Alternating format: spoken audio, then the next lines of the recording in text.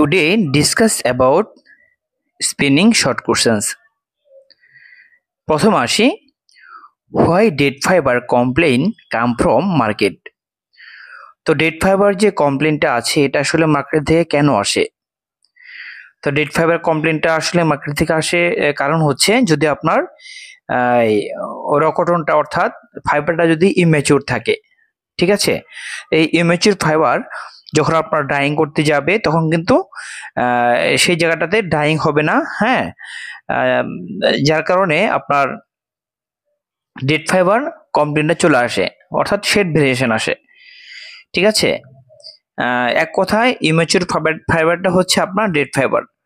Immature fibre দিয়ে আমরা যদি ফ্যাব্রিক বানাই, কাপড় বানাই, তাহলে আপনার ডেড ফাইবারের কমপ্লেন চলে আসবে, ঠিক আছে।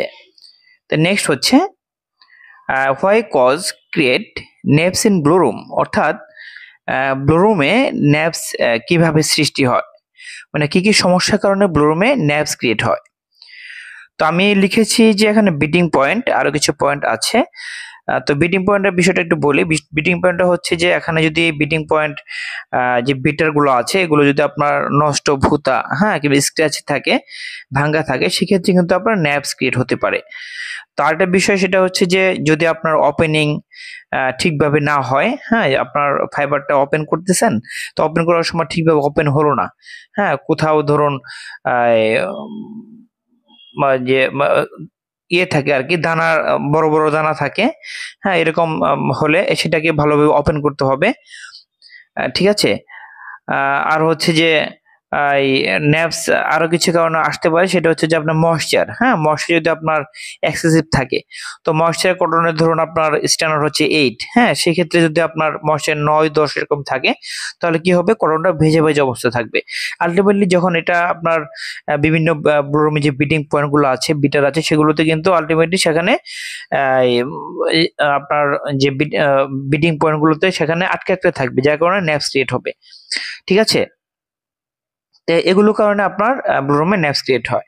তো নেক্সট হচ্ছে why wide gauge keep in linen and jute process.